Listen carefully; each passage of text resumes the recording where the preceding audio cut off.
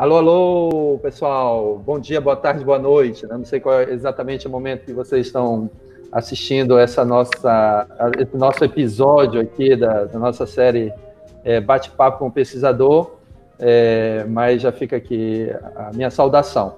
Eu quero hoje eu tenho o prazer de receber aqui o amigo Vitor Silveira Cosvig. Então, como sempre, iniciar agradecendo ao Vitor também pela sua disponibilidade de passar um tempinho aqui batendo papo com a gente. Sr. Vitor, muito obrigado. Eu que agradeço, meu amigo. É uma grande satisfação participar desse projeto, que eu já estava aqui nos bastidores parabenizando, né? Eu acho que é uma iniciativa muito legal. E deixa eu te dar esse feedback também, né? A gente sabe que está dentro do contexto de uma disciplina muito específica, para uma turma muito específica, mas é uma prática que talvez devesse ser encorajada para seguir, né? É uma espécie de... É um modelo de como documentar o que a gente faz, as nossas opiniões, o nosso histórico, de uma perspectiva que tem aparecido na ciência, eu não sei se tu tem acompanhado, mas eventualmente tem alguma coisa como alguns resumos em vídeo, entrevistas com os autores, o que é uma oportunidade muito legal para a gente falar sobre o que a gente escreveu, né? Então, várias vezes tem coisas que não entram no artigo, e nem tem que entrar, né? Tem uma história por trás, tem todo um contexto que é muito legal de compartilhar. Então, eu parabenizo pela oportunidade que tu está dando aos colegas de falarem um pouco, inclusive sobre textos que normalmente têm um apego emocional com os autores, né? Esse, pelo menos, que eu escolhi, tem um apelo emocional na escolha, né? Então, parabéns pelo trabalho, é uma honra estar aqui contigo. Obrigado, Vitão. E assim, esse material aqui certamente vai ser utilizado em várias turmas, né? Porque eu acho que é um material valioso, né? Essa discussão, esse relato de experiência, né, na construção desse trabalho. E aí, especialmente um trabalho como esse que a gente vai conversar hoje, que envolve a participação de alunos da graduação, nossos alunos da graduação, né? Então, isso é uma coisa fantástica. Bom, eu vou apresentar para quem não conhece o professor Victor. Normalmente eu começo falando assim, o professor é graduado em Educação Física, mas hoje eu vou começar diferente, depois eu volto. Eu vou começar falando o seguinte, o professor Vitor tem até o momento, hoje é dia 7 de janeiro de 2021, nós estamos ainda no meio de uma pandemia de Covid-19, às vésperas aí da vacinação, que já iniciou algumas partes do mundo, mas aqui no Brasil, infelizmente, nós não temos uma previsão concreta, né, para início. Eu vou começar essa apresentação do professor Vitor, tem 80 artigos, eu vou repetir, 80 artigos científicos publicados em revistas usadas por pares, né? E uma parte bastante significativa desses 80 artigos foi publicada em revistas internacionais, muitas delas revistas de impacto, né? E aí um outro dado importante aqui em relação ao currículo do professor Victor é que lá pela web e a Scopus, no currículo Lattes, né, na plataforma Lattes, lá tem registro de 211 citações. Já no Google Acadêmico, existe o registro lá de 655 citações. Para quem não sabe o que é a importância de ser citado, o que é isso, né? Isso é uma medida que mostra a importância, não só o volume, mas a importância dos trabalhos que são publicados. O que é uma citação?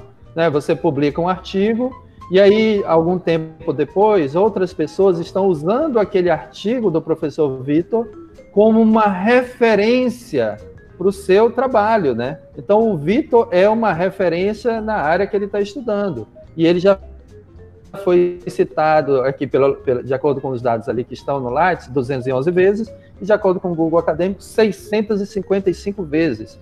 Isso é um dado extremamente relevante, porque mostra a importância do trabalho que está sendo feito.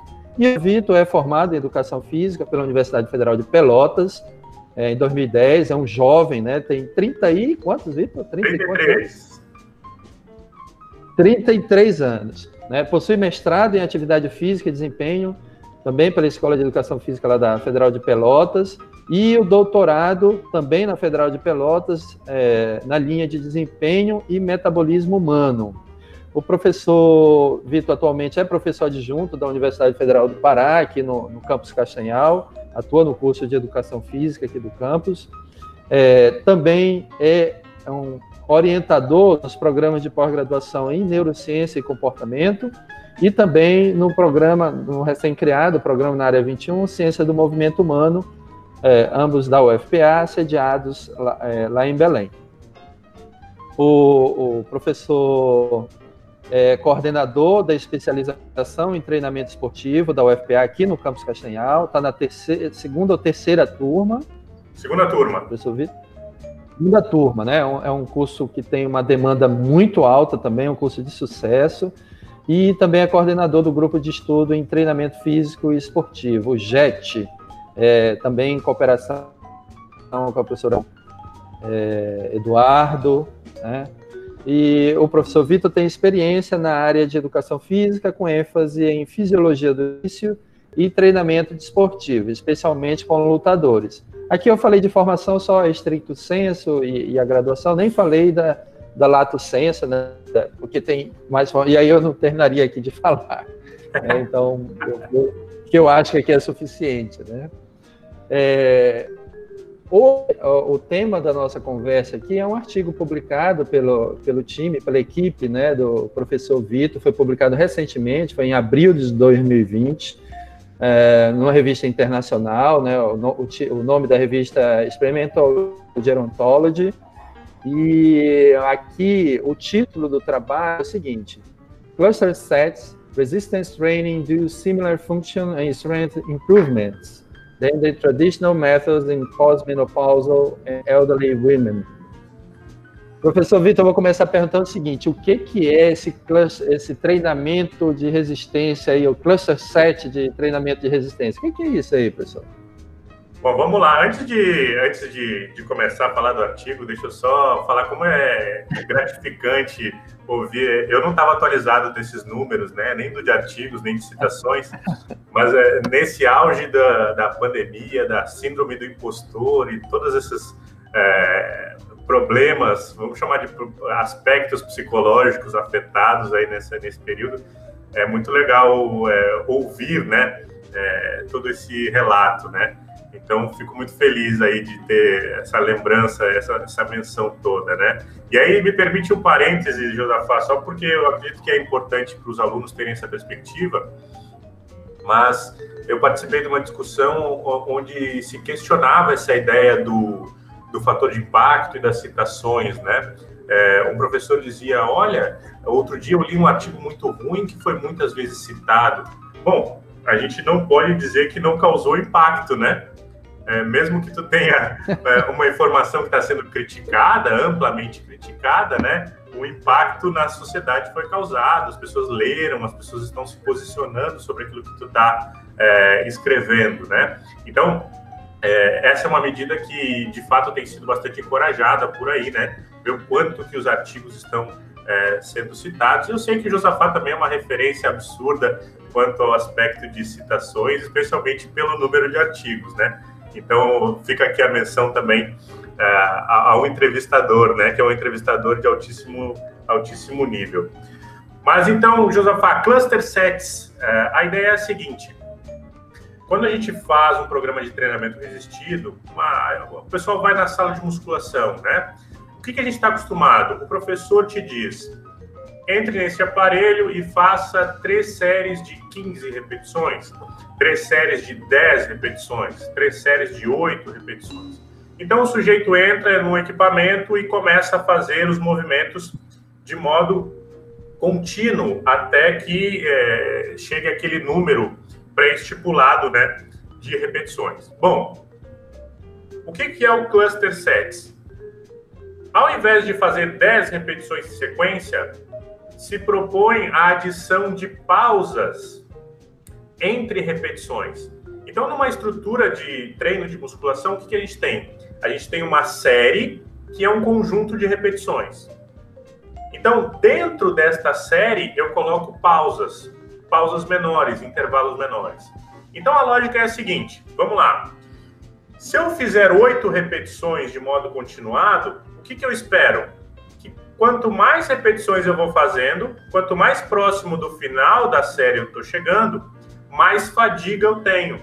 Menor produção de potência, menor produção de força, porque uma repetição atrás da outra vai me gerando fadiga. Bom, quando eu coloco as pausas no meio, o tal do cluster, eu faço 2 repetições, faço uma recuperação parcial e continuo mais 2. Faço outra recuperação e faço mais 2. Isso permite que quando eu chegar lá na 8ª repetição, lá no final da série, eu vou estar com uma maior manutenção de desempenho. Então eu tenho menos fadiga e eu consigo produzir potência até o final do exercício, até o final daquela série. E isso permitiria, então, menos fadiga. Tem alguns estudos mostrando que tem menos impacto cardiorrespiratório. Depois a gente pode falar que essa seria uma ótima alternativa para quem está se recuperando da Covid, por exemplo, né? Porque um dos limitadores é a função respiratória, né? Então, eu tenho menor carga cardiorrespiratória, eu tenho menor carga de fadiga e eu tenho maior manutenção de força e de potência ao longo da série. Então, é isso que seria o Cluster 7, a adição de pausas dentro de um bloco de repetições. Uhum. Beleza. Antes de perguntar para ti como que surgiu a ideia desse trabalho, eu quero voltar aqui um pouquinho para lembrar que nós temos aqui, por exemplo, a primeira autora do trabalho é a Raia Dias, né, que é uma ex-aluna nossa, nesse momento é uma ex-aluna, né? Aí nós temos também a Adria Noronha, que é uma ex-aluna, e também o Antenor Calandrini, que também é um ex-aluno, e eles trabalharam nesse projeto, desenvolveram esse projeto, enquanto estudantes da faculdade, né? Os 3 já estão na pós-graduação, no mestrado, não? Ou 2? Os 3 acabaram de ser aprovados no mestrado em Ciência do Movimento Humano. Excelente, excelente. Então, esse aqui é um exemplo clássico do impacto da iniciação científica na graduação, na formação dos jovens cientistas brasileiros, né? A gente sabe que os estudantes que participam de projetos de iniciação científica têm uma maior probabilidade de acabar seguindo a carreira científica, né? Após a conclusão da sua graduação. Então, isso aqui é um exemplo belíssimo, né? E aqui destacar também o professor Eduardo Pena, que é da casa, foi a minha cobaia aqui nessa série de bate-papo, no episódio número 1. Então, voltando aqui, Vitão, como foi que surgiu a ideia deste estudo? Bom, surgiu do seguinte modo, a gente já tem um grupo que trabalha com treinamento resistido, idosos há um tempo, né? Numa parceria do nosso JET, com o JET, com o I no final, né? Que é um grupo de trabalho com a terceira idade, né? Coordenado aqui também pelo campus de Castanhal, né? E aí o que acontece? As idosas já treinavam com a gente há algum tempo, nós desenvolvemos outros projetos antes desse, né? E há algum tempo já, não muito tempo, né, de modo recente, começou a aumentar na literatura essa ideia de que trabalhar potência com o idoso e trabalhar força com o idoso pode ser até mais importante do que a ideia de trabalhar focado na massa muscular. Então, deixa eu tentar ilustrar isso um pouquinho, né? A gente sabe que ao envelhecer, nós temos perda de massa muscular, o que é um processo natural do envelhecimento, né? Nós temos perda de volume muscular e de função muscular. Então, são 2 coisas diferentes. Uma coisa é o volume de massa muscular que eu tenho, outra é a minha capacidade de exercer ações com essa massa muscular, que é o que a gente vai chamar de função, né? Funcionalidade, né? Que está muito associado com força e com potência. É por isso, inclusive, que esse trabalho cita funcionalidade além de força. Mais para frente a gente chega nesses conceitos, né? Mas aí o que acontece? Nós estávamos trabalhando, antes desse projeto, com uma ideia de controle de velocidade da execução do movimento. Então, o que a gente tem? A gente tem aquele modelo clássico, de novo, se o Josafá for hoje na musculação, em qualquer lugar, em Castanhal, em Belém, no Marajó, provavelmente o professor vai solicitar que tu faça movimentos controlados. 2, 3 segundos para fazer um movimento, 2, 3 segundos para retornar esse movimento. Então, é uma ideia de controle mesmo, motor, né, daquela carga que está sendo movimentada. E antes desse projeto, a gente trabalhou com a ideia de usar a velocidade máxima possível no que a gente chama de fase concêntrica, na hora de movimentar a carga, de executar força, né?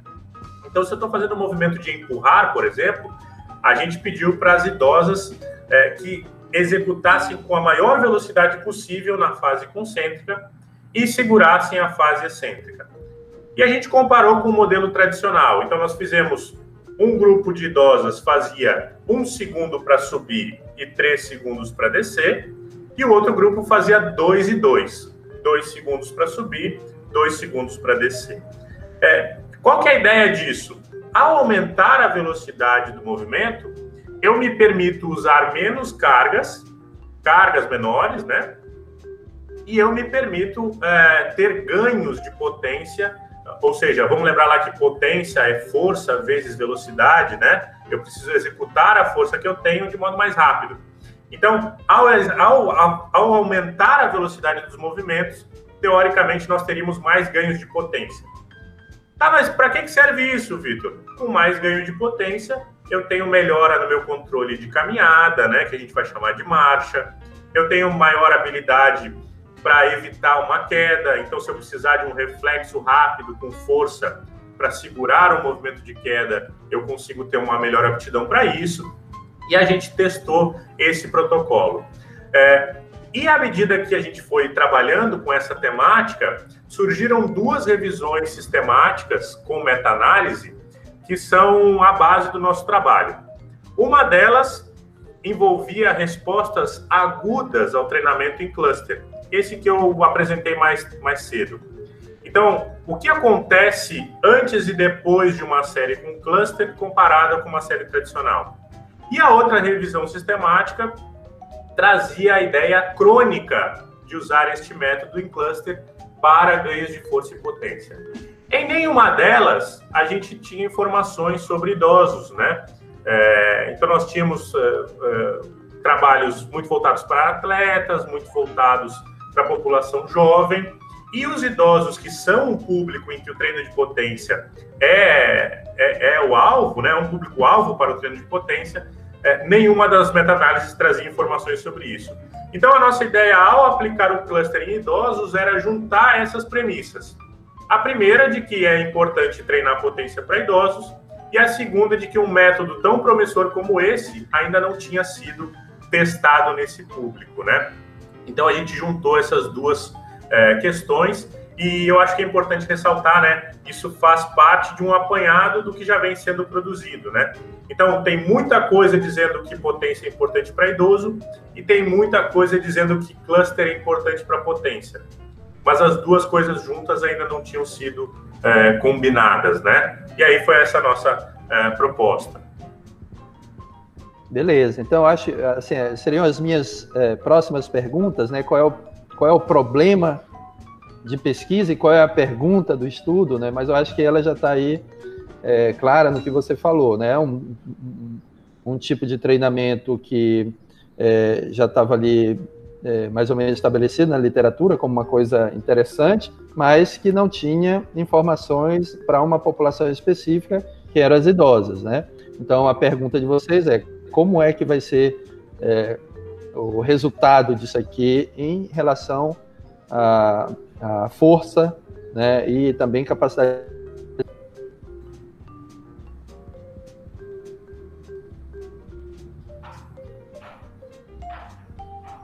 Oi. Professor, fui eu que caí? Oi.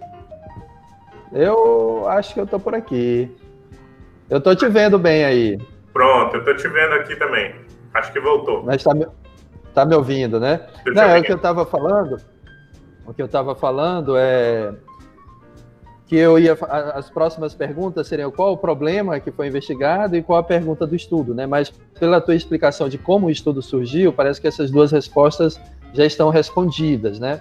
Você tem treinamento que possui evidência de que ele funciona Entretanto, ele não tinha dados, né, em relação a essa população específica, mulheres pós-menopausa e idosas, né? Então, a pergunta do estudo é qual o efeito desse tipo de treinamento nessa população específica, né? Deixa eu só, Josafá, deixa eu ser justo. Tinha, na verdade, um trabalho do grupo do Ramírez Campilo, que é um grande pesquisador na área também, que usou cluster sets em idosos, mas eles avaliaram a qualidade de vida e alguns itens de funcionalidade mais restritos. Então, na verdade, esse inclusive foi um dos trabalhos que nos deu esse start também, né? E aí a gente adicionou outras variáveis, como a força, por exemplo, e outras medidas de funcionalidade, inclusive algumas medidas de potência também, né? Então, existia já um trabalho, vamos chamar assim, de inicial, né? Um trabalho prévio do Ramírez Campilo, que inclusive serviu de base para a gente tomar algumas decisões no nosso trabalho depois. Perfeito, excelente. É aquela historinha, a frasezinha que tem lá embaixo, né, no Google Acadêmico, sobre os ombros de gigantes, né? Com certeza. Muito legal, muito legal. E aí, assim, em relação ao método, né? Qual é o... Claro, eu estou fazendo algumas perguntas assim de forma bem didática, usando até outros termos, né? Mas eu quero saber sobre o método, claro, né? E aí eu estou perguntando qual é o tipo de estudo e como ele foi feito, né? Para ser uma classificação assim pedagógica, né? Didática para os estudantes. Legal. Josafá, esse estudo se classifica como um estudo randomizado, controlado, né? Então, clinical trial, né? Idealmente, nós poderíamos classificar ele também como um estudo quase experimental. Por que quase experimental? Porque nós temos um grupo que recebeu treinamento em cluster e nós temos um grupo que recebeu o treinamento chamado de tradicional. Então, nós não temos um grupo controle, né, que não faz nada. Nós escolhemos por não fazer isso. Do ponto de vista do rigor estatístico mais puro, mesmo matemático, seria interessante ter um grupo que permanecesse sedentário, né? Porque isso permite algumas análises de erro de medida, algumas análises de magnitude e tal. Mas a gente escolheu não colocar um grupo sem fazer nada. Então, nós estamos comparando um grupo tradicional com um grupo cluster, que a gente usou um modelo de estudo randomizado controlado. Eu acho que deixa eu só fazer uma observação. Eu tenho discutido isso, né, com os colegas, até com alunos mesmo, sobre a possibilidade de você deixar um grupo controle sedentário, né? Porque isso também tem aspectos éticos envolvidos, né? Você pegar uma idosa pós-menopausa e deixá-la durante um período sem nenhum tipo de exercício físico, né? Uma sedentária, com o objetivo de avaliar o impacto durante aquele período e comparar com o pessoal que está fazendo exercício, né? Por que tem um aspecto ético envolvido? Porque, sabidamente, isso já está cristalino na literatura, né? Sabidamente, o sedentarismo é ruim, né? Faz mal à saúde dessas pessoas. Então, você não pode, né, deixá-las ali de propósito, né, intencionalmente sedentárias. Então, eu acho que, de fato, até para passar no comitê de ética, isso é mais complicado, né? Então, você tem um grupo controle que é um exercício, vamos dizer assim, padrão ouro, né? É o que se faz rotina. E é isso, beleza. Deixa eu só, Josafá, fazer uma contribuição com essa tua reflexão, que eu concordo 100%. Tem, inclusive, se tu quiser, depois eu te mando o texto para tu colocar como link, talvez para quem assistir depois possa querer ter acesso. É um texto bem curto, porque é um texto de opinião que foi publicado no JAMDA. É um jornal voltado para diretores de hospitais, né? E o título do trabalho é o seguinte: por que não é ético não prescrever exercícios e atividade física para idosos, né? Então, os pesquisadores do grupo do Eduardo Cadore e do grupo do Miquel Esquerdo, eles publicaram essa opinião justamente focada em diretores de hospitais, dizendo o seguinte: amigos, não é ético não prescrever exercícios para idosos. Se são frágeis, se não são, se estão com maior ou menor nível de comprometimento, sair de uma consulta médica sem uma prescrição de atividade física rompe os critérios éticos, e eles têm uma argumentação muito sólida para justificar isso, né? São muitos benefícios para pouquíssimos efeitos colaterais, efeitos adversos, né? Então, os efeitos colaterais que acontecem são, na verdade, positivos, né? O máximo que a gente vai ter, de repente, uma dor muscular, de repente, algum desconforto menor, né?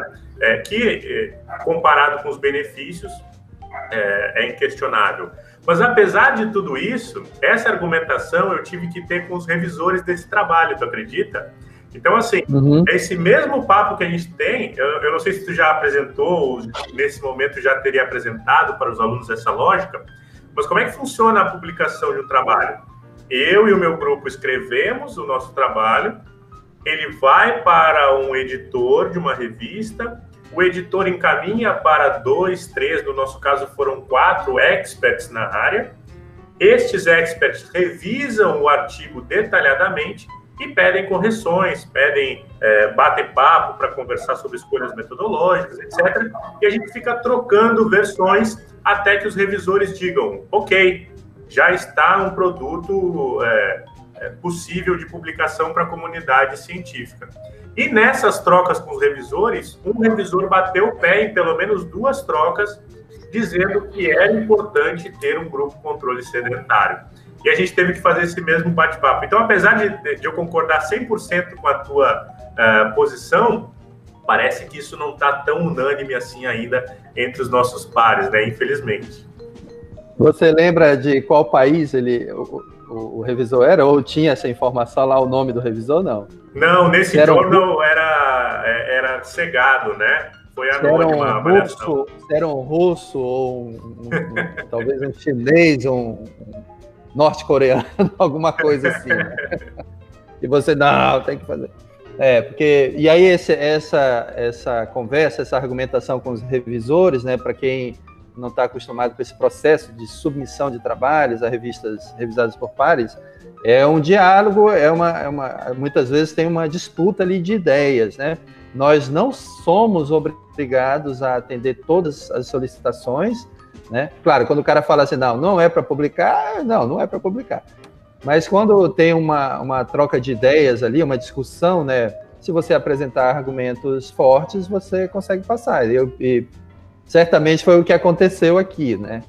Então, essa é a rotina do cientista, né? É trabalhar e publicar, né? E aí, nesse processo de publicação, é isso, né? Então, a gente não se ofende com críticas, né? Na verdade, a gente procura as respostas a isso tudo, né? Com certeza. Mas, só continuando, não sei se é oportuno, mas talvez seja interessante projetar aqui o fluxograma que descreve a ideia do controlado randomizado. Pode ser? Excelente, pode sim. Então, deixa eu projetar aqui. Pronto. Tá, apareceu para ti já? Tá aparecendo aqui, apareceu. Pronto. Então, o que acontece é o seguinte, quando a gente fala de um estudo randomizado, controlado, normalmente, se a gente for seguir os critérios das agências, nesse caso a gente seguiu as recomendações do consorte, nós vamos ter, então, essa característica de distribuição. Esse aqui é um fluxograma bastante característico desse tipo de estudo, né? Nós tínhamos, então, elegíveis para entrar no estudo, nós tínhamos 77 sujeitos, né? Então, dentro dos critérios de inclusão e exclusão que a gente determinou, nós indicamos que as idosas precisavam estar inseridas no projeto, elas precisavam estar treinando a partir de um determinado período, elas não podiam ter algumas características que impedissem elas de fazer alguns exercícios. Então, dito tudo isso, né, nós tínhamos matriculadas no projeto 77 pessoas e algumas já foram excluídas antes mesmo da randomização, né? Então, percebam que a gente excluiu 2 pessoas porque elas não atenderam aos critérios de inclusão e mais 4 pessoas por outras razões. Aqui nas outras razões entram a pessoa não quis participar, a pessoa deu alguma justificativa, tinha um histórico de baixa frequência no projeto, né? E aí, a partir disso, 77 pessoas, então, foram selecionadas para serem randomizadas. Então, elas foram... O que é essa randomização? Por um modelo aleatório, ou por sorteio, ou contrabalanceado, depende do modelo do trabalho, a gente faz uma alocação dos sujeitos. Então, 36 pessoas foram alocadas na intervenção tradicional e 35 foram alocadas no grupo de cluster, né? Então, um grupo fez musculação seguindo as recomendações atuais e o outro fez no modelo de cluster. Depois, no follow-up, ou seja, nas avaliações seguintes, aqui, então, eles foram alocados para serem avaliados e receber o treino. Depois, eles foram reavaliados ao final do processo. Então, nós perdemos uma pessoa nesse grupo que descontinuou a intervenção por causa de falta de tempo. Então, a pessoa disse que não estava conseguindo tempo para seguir no estudo. E aí, neste outro grupo, foram 4 pessoas que foram excluídas, que descontinuaram ou por falta de motivação ou por dificuldades de deslocamento não relacionadas ao nosso protocolo, né? E aí, lá na análise final, na análise dos dados, nós ficamos, então, com 35 no grupo tradicional e 31 no grupo cluster. Aqui vale a pena só dar um destaque, né? Esta falta de motivação para continuar no protocolo é, inclusive, uma variável a ser considerada, né? Porque nós temos pessoas que não conseguiram ou não se declararam motivadas por este tipo de protocolo. Talvez seja um ponto negativo de usar, então, o cluster sets, né, nesse tipo de público. Talvez não seja a estratégia mais motivadora, né?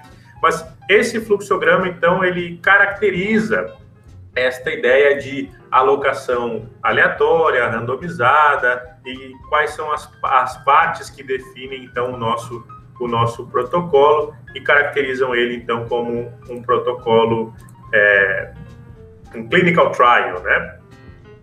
Uhum. E aí, assim, informando que as revistas exigem, né, a submissão deste diagrama, aí é um padrãozinho já estabelecido, né? Então, é importante seguir, né? E aí, Vitão, depois dessa alocação, do período de treinamento, quais foram os principais resultados aí que vocês observaram? Bom, curiosamente, ou não, né, o que a gente encontrou é que o modelo em cluster não apresentou diferenças que a gente vai chamar de significativas, né? Quando eu comparo um grupo com o outro, nós não temos diferenças significativas na maior parte das variáveis, o que contrapõe a nossa hipótese inicial, né? Então, a nossa hipótese inicial é que o grupo que faria o cluster teria ganhos de potência superiores, né? Então, essa era a hipótese inicial, ela não foi confirmada, os ganhos foram similares, né? E tem algumas coisas que vão tentar justificar, a gente vai justificar o que aconteceu. Do primeiro ponto de vista, é que a gente sempre acha isso, né? Olha, o protocolo que eu estou propondo, ele não foi tão eficiente quanto eu esperava. Mas tem uma outra ótica que é a seguinte: bom, talvez o modelo tradicional que a gente aplicou tenha sido tão eficaz quanto o modelo alternativo, né? Por que eu estou dizendo isso? Porque os ganhos foram muito expressivos nos dois grupos, né? Então, o grupo tradicional também teve ganhos bastante expressivos. Então, desse ponto de vista, a superioridade de um ou outro modelo de treinamento, ela acaba ficando em segundo plano. O que a gente tem como principal recomendação?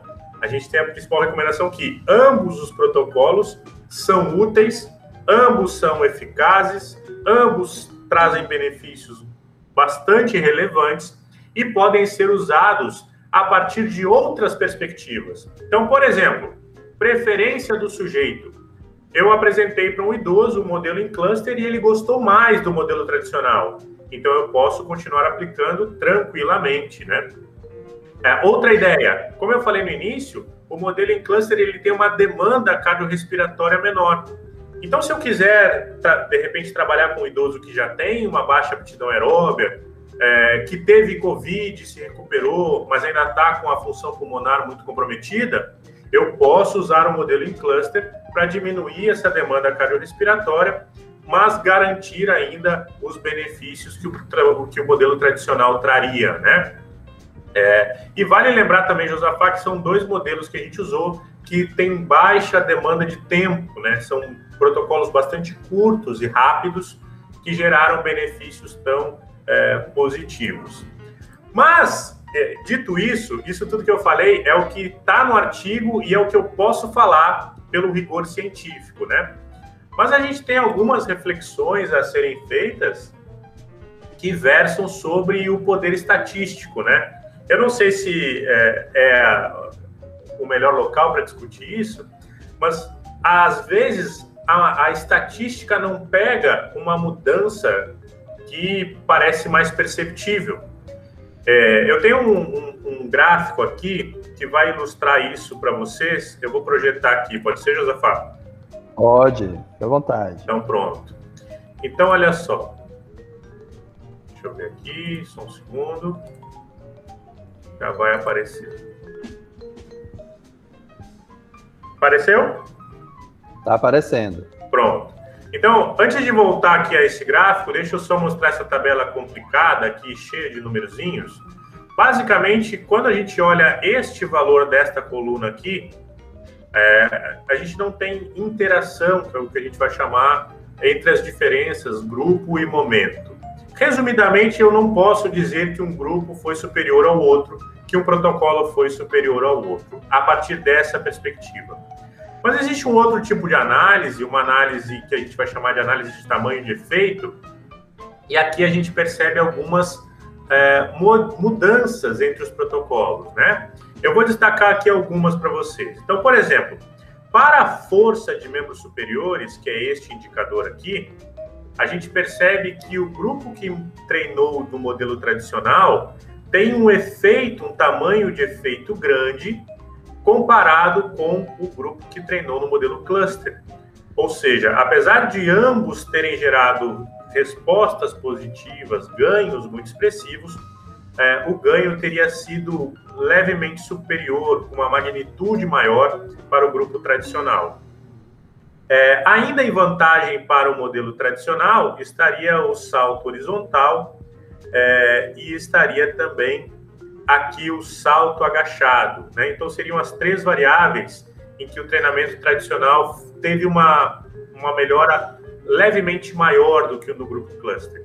Ao contrário, nesta medida de potência de membros superiores, nessa medida de potência de membros inferiores e nesta medida de sentar e alcançar, que é uma medida de flexibilidade, e nesta outra de resistência de membros superiores, o grupo do cluster gerou magnitudes de respostas maiores. Então, no rigor estatístico, eu não posso dizer que um grupo teve respostas diferentes do outro, mas eu posso dizer que a magnitude das mudanças foi diferente para diferentes variáveis, né? Eu não sei o quanto isso fica confuso, me parece confuso enquanto eu estou explicando, mas é para dizer que, apesar de serem semelhantes e estatisticamente não serem diferentes, eles promovem adaptações que são específicas. Então, do ponto de vista de potência, o maior número de variáveis foi beneficiado pelo grupo do cluster, né? Enquanto que em variáveis de força, talvez o grupo tradicional tenha tido alguma vantagem. Na hora que o profissional for prescrever treinos, talvez ele possa considerar essas diferenças que, apesar de pequenas, parecem existir. E talvez com uma amostra maior, um maior tempo de intervenção, com outras variáveis metodológicas sendo modificadas, isso apareceria na estatística bruta também. Uhum. As voluntárias participaram do treinamento durante 12 semanas, né? E elas fizeram treinamentos para membros superiores e inferiores também? Sim, fizeram treino para membros inferiores e superiores. elas faziam no que a gente chama de lógica alternada por segmentos. Elas faziam um exercício para membros superiores e, na sequência, um para membros inferiores, e assim sucessivamente.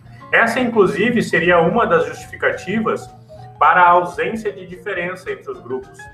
Olha só, Josafá, se a lógica do cluster é evitar fadiga excessiva, quando eu uso no tradicional uma alternância entre superiores e inferiores, eu também estou evitando uma fadiga acumulada, né?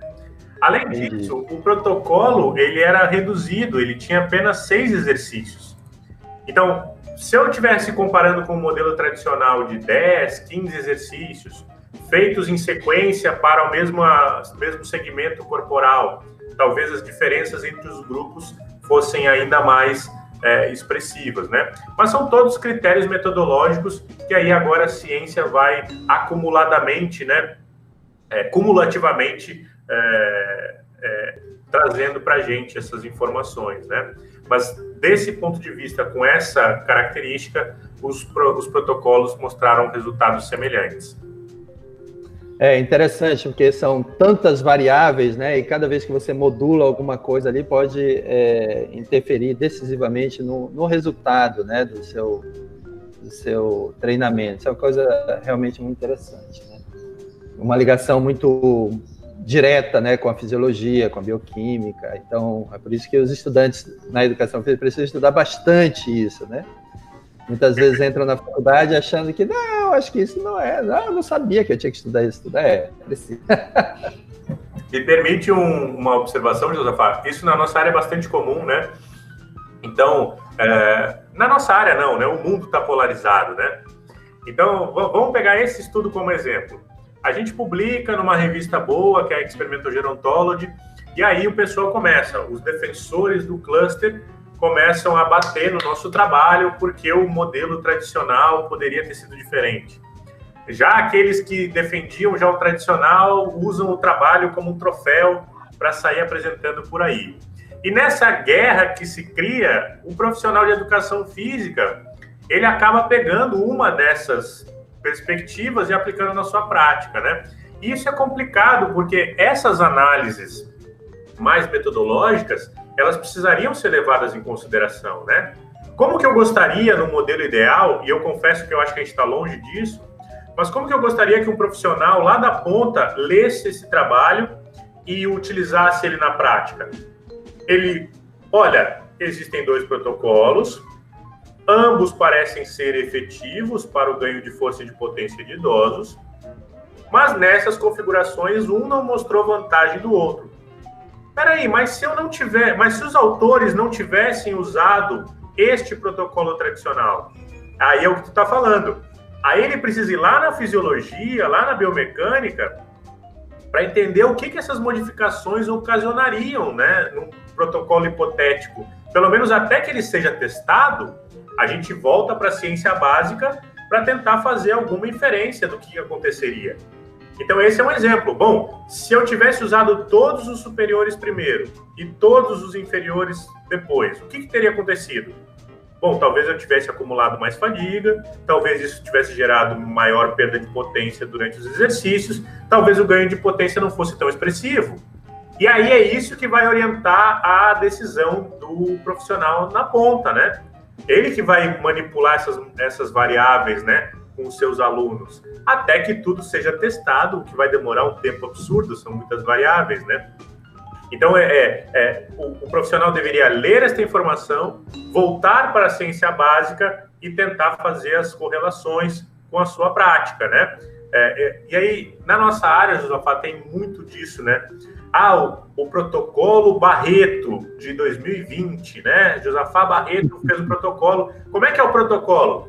Faz um apoio de cabeça para baixo, pula na piscina, se pendura não sei aonde, e tem um estudo que mostrou que isso é bom. Aí o profissional na ponta faz o quê? Ele pega exatamente isso e começa a replicar, né? Então, se torna um reprodutor daquilo de modo acrítico, né? Essa palavra está na minha cabeça, que outro dia a gente participou de uma discussão, mas ele se torna um reprodutor acrítico daquilo que está sendo mostrado, né? quando na verdade ele deveria olhar aquele protocolo do Josafá e aí dizer, olha, esse parece ser efetivo. Mas, se eu não fizer de cabeça para baixo, bom, a ciência básica me diz que isso muda a minha frequência cardíaca. Eu quero isso? Quero. Então eu vou mudar o protocolo, entende? Porque eu vou manipular ele a partir do que a ciência básica me dá de suporte, né? Até que alguém lá no futuro teste a hipótese de cabeça para baixo versus cabeça para cima, e aí a gente vai ter aí uma confirmação ou não da hipótese que o profissional criou.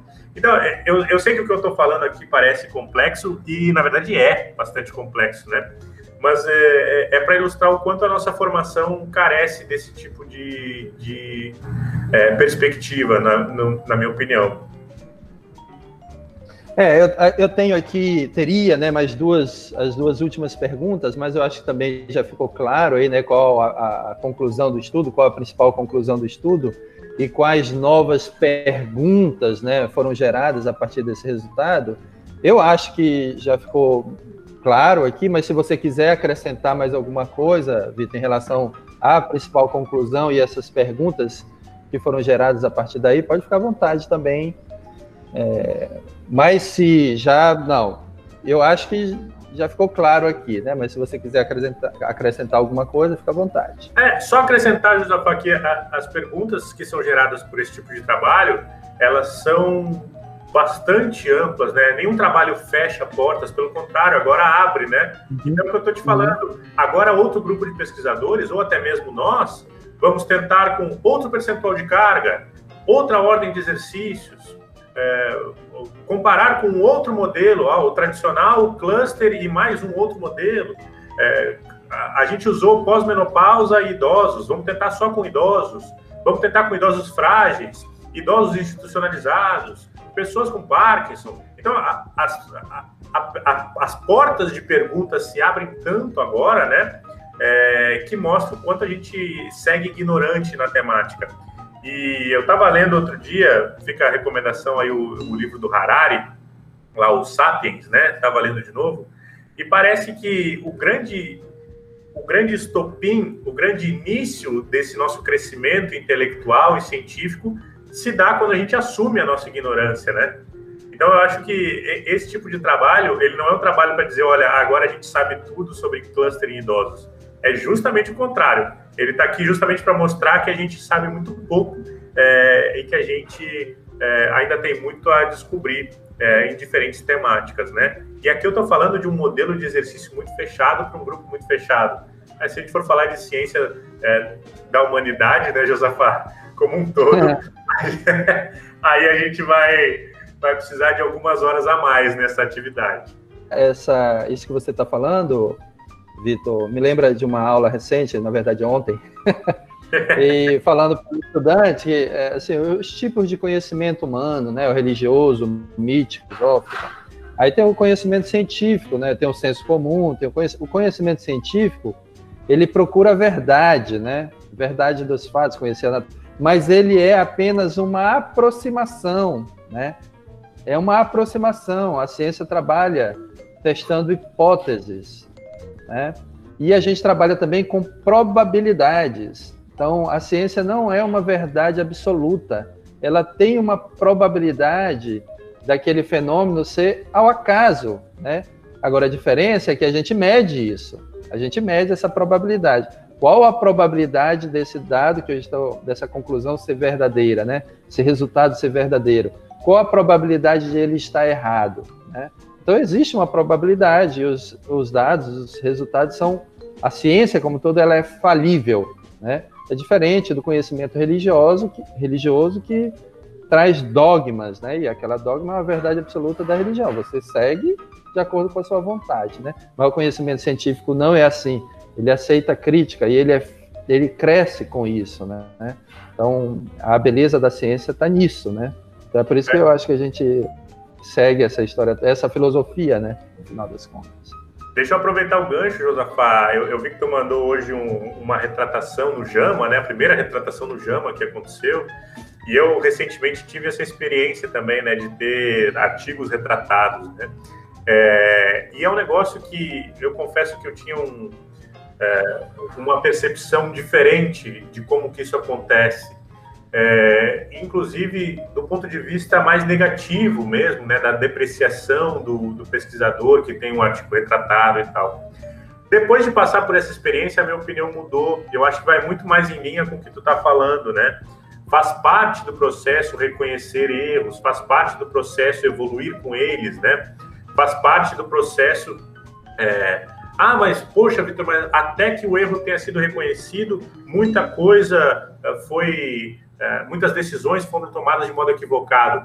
É que a história não acontece tão velozmente assim como a gente tenta enxergar, né? Quando a gente é afastado do ponto de vista histórico da construção do conhecimento científico, um artigo retratado que ficou disponível por 2, 3 anos, ele praticamente vai sumir da lupa, né?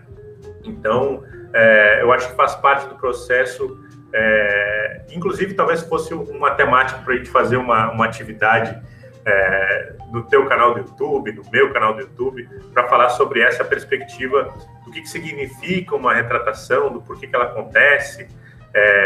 Às vezes tem fatores políticos nos bastidores que, queira ou não queira, além de todas as falhas que tu apresentou que a ciência pode vir a ter, acho que a principal delas é que ela é conduzida por humanos, né? E humanos são passíveis de falhas, intencionais ou não, né? E isso precisa ser visto do ponto de vista também científico, né? Acredito eu. E aí dentro também do padrão de conhecimento científico, né, a reprodutibilidade do estudo é uma coisa muito importante, porque quando vários grupos estão repetindo aquele método, aquele estudo, encontrando resultados similares, mais forte vai ficando essa evidência, né? Então isso faz parte do processo, né? O conhecimento científico é verificável, né?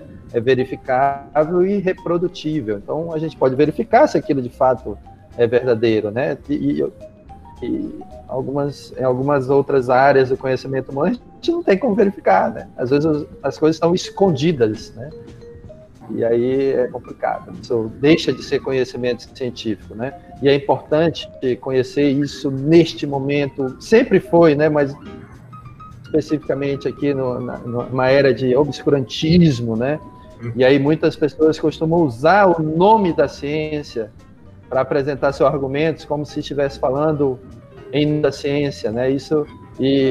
Porque a ciência é muito poderosa, então eu quero usar desse prestígio, desse poder da ciência.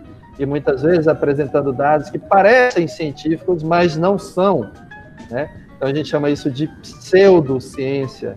E aí a pseudociência tá na sociedade, e a comunidade científica combate muito isso, né? E aí tem a ver com a primeira coisa que você falou, Vitor, da importância de nós, cientistas, da comunidade científica, popularizar a ciência, né? Gravar um vídeo, gravar um podcast, gravar alguma coisa, talvez até mudar a linguagem para uma coisa mais simples, talvez não, com certeza, né? Sim. Uma linguagem mais simples para que a gente consiga popularizar a ciência, né? Ter uma educação científica em massa na sociedade. A gente precisa, só assim, não vejo outro caminho para a gente conseguir crescer, né? E aí esse embate é contínuo, né? Mas tudo bem, vamos caminhando. Olha, terminando com filosofia aqui, né? Tem duas coisas que encaixam com o que tu está falando e que é uma cultura muito forte, né? Aconteceu com a cloroquina, por exemplo, e acontece na educação física todo dia. São duas coisas. É o tal do cherry picking, que eu não sei se você já ouviu falar nesse termo, né? Numa tradução literal, seria a ideia de escolher as frutas específicas, né? Então, o que acontece? Eu pego trabalhos científicos, que são de fato científicos, mas eu só escolho aqueles que concordam com o que eu quero dizer, né? Então, olha, esse aqui diz o que eu quero, esse aqui diz o que eu quero. E todo o resto da árvore? Não, todo o resto da árvore deixa para lá. Eu vou focar nas falhas daqueles trabalhos, nas críticas daqueles trabalhos, e vou pegar só esses aqui que concordam com o que eu estou dizendo. Isso acontece muito na educação física. E a outra é a cultura do último artigo, né? Então, imagina, se ignora tudo que foi produzido anteriormente, e aí vem num artigo que é revolucionário e tal, e aí agora a gente vai seguir só esse. Pô, mas espera aí, tenha cautela, né? Espera sair outro sobre a mesma temática, espera ele ser, que é o que eu estava falando da reprodutibilidade, né, da ciência, né? Tá, esse grupo mostrou isso aqui. Eu acho que com a cloroquina aconteceu isso, né? Saiu um trabalho observacional sobre cloroquina, sem grupo controle, sem nada, mostrando que ela era efetiva. Bombou, todo mundo saiu usando, o presidente comprou um caminhão de cloroquina, não sei o que e tal. Aí começaram as críticas. Não, peraí, não é o estudo correto, não é o método correto. Aí começou a sair um outro mais adequado que não dizia a mesma coisa. Aí o conhecimento foi se somando, até que hoje não parece existir dúvidas sobre o uso desse medicamento, né? Mas precisou de um somatório de informações crescente para que a gente tivesse uma visão mais clara do processo, né? E aí, para finalizar, Josafá, essa parte, não sei se finalizar, se tu quer continuar batendo papo, por mim tá de boa, eu adoro falar dessas coisas. Mas o cientista, ele não pode... ele tem que resistir a essa ideia de comprar um lado, né? Então, quando a gente começa a se posicionar, vamos de novo o exemplo da cloroquina, inicialmente a gente se posiciona contra, porque o grupo de evidências está mostrando isso, né? E aí, se de repente a história mudar, uma outra dose foi descoberta, um outro tempo de uso foi descoberto, e agora se torna efetivo, eu não posso me sentir culpado porque pensava diferente, né? É o que eu tinha de informação até o momento e que me levou a tomar uma decisão.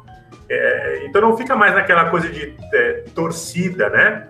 Olha, eu pensava nisso com as informações que eu tinha, olha, apareceram informações novas, então eu passo a pensar diferente. Porque o meu pensamento, ele é baseado nos dados e não o contrário, né? Então isso precisa ficar muito claro para quem lê ciência, para quem acompanha ciência, né? E aí precisa deixar as emoções de lado também, né? Porque a ciência trabalha com o racional, né? Trabalha com a racionalidade e também com a imparcialidade. Isso é uma coisa bastante importante, né? Porque senão são duas... Se você deixar a emoção entrar ali e a parcialidade o teu trabalho cheio de vieses, né? Que podem te confundir, podem te cegar, né? Literalmente, você deixa de ver o que está ali na frente, porque você está querendo ver outras coisas. Então, são princípios importantes, né, que a gente precisa cultivar também.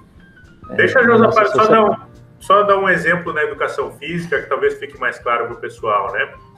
Durante anos e muitos anos, um pesquisador chamado Brad Schoenfeld, na educação física, defendia que para hipertrofia precisava usar cargas altas. Durante muitos anos, ele foi defendendo essa lógica. Um outro pesquisador, o Stuart Phillips, mostrava sistematicamente que cargas baixas também produziam hipertrofia, tanto quanto cargas altas.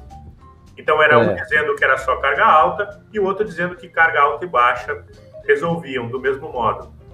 Até que, recentemente, o Brad Schoenfeld conduziu uma revisão sistemática e descobriu que, de fato, cargas baixas são tão efetivas quanto as altas. E ele mudou a sua postura imediatamente a partir dessa informação. E reconheceu que cargas baixas são tão efetivas quanto cargas altas. Ele reconheceu isso naturalmente. Nós que entendemos como que isso funciona, reconhecemos essa mudança de perfil dele naturalmente. Mas nas mídias sociais, ele estava sempre errado, ele não sei o quê, ele isso, ele aquilo, olha como quem estava certo era esse.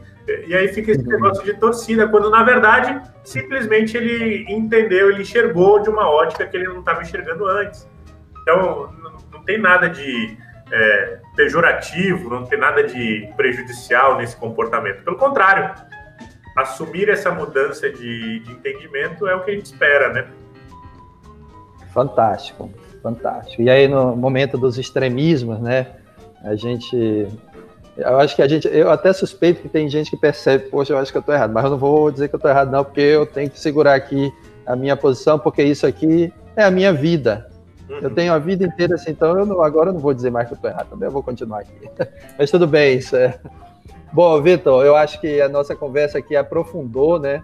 Ela passou, eu acho, até de um nível da graduação, ela acabou entrando também, eu acho que tem algumas coisas relevantes para os nossos alunos da pós-graduação. Espero que possam acessar, né? Isso está aqui disponível no YouTube, em outras plataformas, isso pode circular, né, muito facilmente. Eu queria encerrar dizendo, né, como agradecimento, falando da satisfação de ter você aqui no PA, né? É uma coisa muito curiosa, porque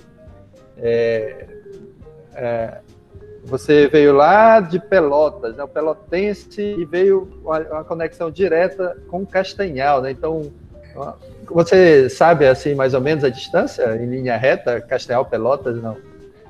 É quase a distância do Brasil, de ponta a ponta, né? Mas em 1.000 quilômetros, dá o quê? Uns 4.000 quilômetros? Se não dá mais. Eu lembro de ter visto isso em algum momento, mas não lembro. Vou colocar aqui a distância exata. E aí, o que é muito curioso, muito interessante, é que tem outros pelotenses trabalhando aqui na UFPA, no campo de Castanhal, né? Lá, especialmente na veterinária, né? Que é uma conexão curiosa, né? Então, para a gente aqui, para a UFPA, para o estado do Pará, para a região norte do país, foi um ganho muito grande a tua chegada, e aí isso aqui não é uma coisa assim abstrata, né? É uma coisa bastante concreta, e eu vou falar especificamente do programa de pós-graduação, né? Que a tua chegada também potencializou, né? Aumentou a nossa chance em função do seu currículo, do seu volume e consistência das publicações, juntamente com outros colegas. Aqui eu não vou citar todos, eu vou citar marcadamente o professor Anselmo, que liderou o grupo, né? Pegou, a gente diz assim, pegou o touro pelo chifre e segurou, né? Liderou esse processo. Não, vamos lá, vamos juntos, né? Então, que também veio de um outro estado, uma outra experiência, né? Paranaense, que estudou na Unicamp. Então, e junto com os nossos locais, com os paraenses, nós conseguimos formar grupo. Então, isso é um exemplo concreto do ganho da tua chegada, né? Assim como a chegada da professora Elren também, que eu já falei aqui nessa série. Então, de fato... E a gente está só começando, né, Vitor? A gente nem formou nenhuma turma ainda na pós-graduação, o Estrito Senso. Já saíram alunos da Lato Senso. Eu, particularmente, não participo, mas acompanho, né? A demanda, que é uma coisa, um reflexo dessa procura, dessa credibilidade, né? Do que vocês têm feito lá também na especialização, né? Então, fica aqui meu agradecimento pelo tempo. Certamente a tua presença aqui valoriza, né? O passe aqui da série que a gente está gravando para os alunos, né? O que a gente está fazendo aqui é um bate-papo com os alunos. Então, muito obrigado, Vitão. Meu amigo, eu que agradeço, é uma grande honra ouvir essas palavras de ti, que é, sem dúvida, uma referência. O pessoal não sabe, né? Alguém vai fazer a entrevista contigo, Josafá? Porque tu precisa ter essa oportunidade. Tu precisa ter essa oportunidade, porque é, de fato, alguém que se destaca de modo muito, muito importante, e mostra que a região tem potencial, que a gente tem potencial, e o trabalho do Josafá também deve ser lido e conhecido, né? Conhecido e reconhecido. Então é uma grande honra para mim, professor, participar desse teu projeto e ter essa convivência, né?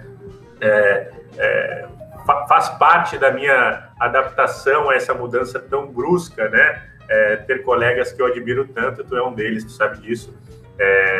E eu acho que a gente tem muita coisa, de fato, tu tem razão, a gente está só começando, ainda vamos formar turmas, ainda vamos formar mais Josafás, se tudo der certo, por aqui, e eu fico feliz de contribuir um pouco com o trabalho que a gente tem feito, né? E reforçar que a escolha do artigo que a gente conversou hoje, no fim acabamos nem conversando tanto sobre o artigo, né? A gente conversou sobre outras coisas. Mas os alunos vão ler, vão ler também. Com certeza.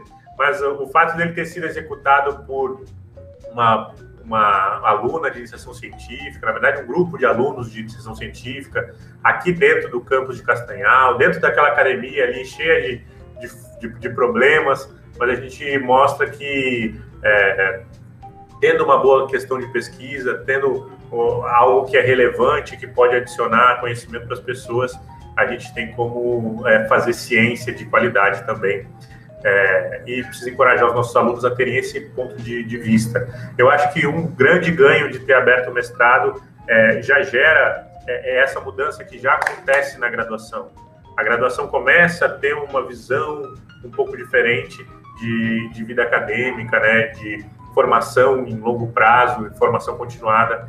Eu acho que é o nosso grande trunfo, né, para aumentar e melhorar a formação por aqui. A gente vai seguir brigando ainda por muitas coisas por aqui, mas faz parte do processo de crescimento. Josafá, parabéns de novo pelo projeto, obrigado pela oportunidade de falar essas coisas todas aqui. Você percebe que a gente tem tanto tesão de falar dessas coisas que a gente não quer parar de falar, né? Mas muito obrigado e até a próxima. Beleza. Valeu, pessoal. Um abraço e até a próxima também.